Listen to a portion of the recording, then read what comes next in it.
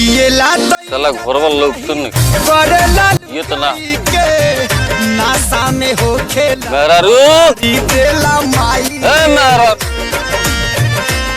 ये सरवाई भोसड़ी बोलते ना के बैगन पागल कोरिया मुंह पी के। और अभी तो रुको, ते बहुत जुबान लगा पर एकरा के तक हो जाता सर्वस्वी।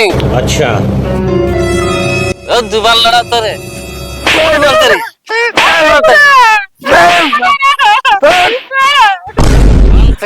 कर जुबान पर चढ़ के हम मुत दी जब भोसड़ी हम तोरे के बकसिया देते नहीं।